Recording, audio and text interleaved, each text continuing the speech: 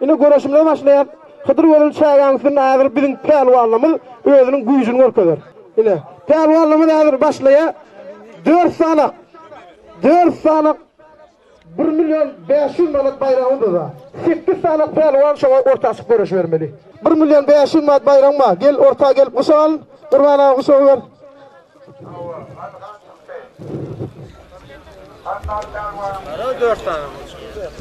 Bayraklarına 1.500.000 dedik mi? 1.500.000 manat bayrağı adamla ineşip pelvanı Ali Pelvan deyirler. Balkan vilayetinin Ferdar etrafından amatlı pelvanın iki oğlu başan Körpoğlu Ali Pelvan Türkmenistan'da şu an en yukarı dereceli pelvan. Balkan vilayetinde baş pelvan Türkmenistan'ın en yukarı dereceli pelvanı. Yine pelvan neme Ali Pelvan 140 kilo ağrama neme kuşak görüşü oyuncu Asya'nın yaşlı arasında dünyanın şampiyonu, bir neçede Türkmenistan'ın şampiyonu, Türkmenistan'ın ehlilerinde ulu bayraklar alıp veren yıkılmalık Ali Pelvan. Gayratın mozaoğlu iğne beyle gururun gerek gel, Ali Pelvan'la görüşüp vermedi. Ali Pelvan'la görüşüp veren oğlanın son gözasını alacaktır. Ali Pelvan'ın ağır Pelvan'la ölelim görüşün Pelvan'la katıkandır. Ağrımın 90 kilo 100 kilo varandan sonra Ali ölelim görüşü vermeli. Yıkılandı yıkılmadı. Ona bir adamla gengem görünen, yönü görüşmeyeni vermeli. Adamla gengrek görüyor. 90 kilogram olmam, alayım bir yılını tutup bilmeni, pelvan mılar mı deyip son, bir neçe yılının devamında gururun edilmesi mümkün. Sonradan gelip Ali bilen görüşüp vermeye, oğlunla haş ediliyor. Kim görüşüp verdi gelip Ali bilen görüşüp veriyor. Yönü oradan yerli pelvan çıkmalı. Bereketten çıkıbilden geliyen, çıkıbilmeden Ali Pelvan'ın bayrağını ettin 2 minut karışan, Ali Pelvan'ın bayrağını veriyor.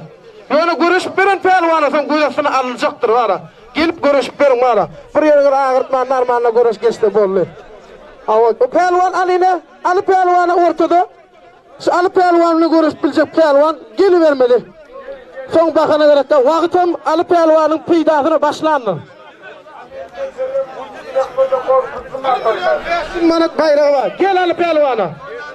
Gel. Ali Pelvan orta gel. Gel orta Ali Pelvan. Ali Pelvan yani Türkmenistan misyonuna geçilen Koşu Külliye bayrağını iyizdir. Yani Ferdar etrafından ulu görüşte 200 dolar Pelvan Ali Pelvan'a verdiler ha. Kervan ağaçma işleyin Ali Pelvan'ın bunlara dayı olup huzurlu Pelvan'a doğulmağına yine Allah'ın o içilenir de yani Allah da şu dereceye gitmek için ken azaplar çekti. Şu derece vardı. Gel. Gel Pelvan. Gel. Evet. Beni için değil ama Kur'an'a öyle maslahat etken. Yo, dur. Pelvan görüşüp verdiğim haş etken ben öyle ben haş etmediğime çıkmasa ben onun günahkarda. Doğru mu? Yerine.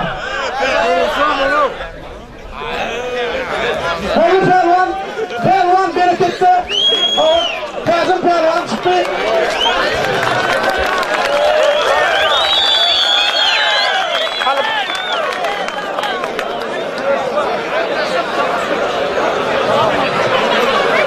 Bana.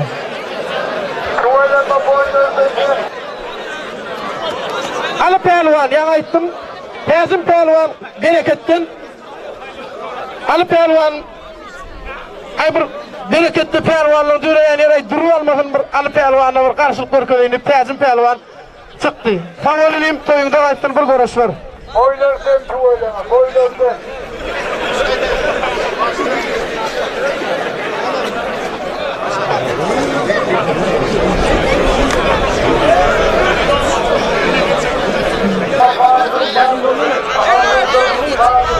Görüş başladı. Ali Pelvan mı? İkinci Pelvan gel ortaya geliyor. İkinci Pelvan geliyor hemen orta.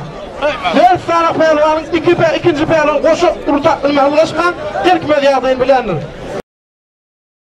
Yine münasipler olur bayrağın iyisi yeni cüret var ya izinle koşup büyüsü yaşıl tuğuma sımana avraylı kalır yana sila yak keçi tanaya uli Türkmenin merdovli Pelvan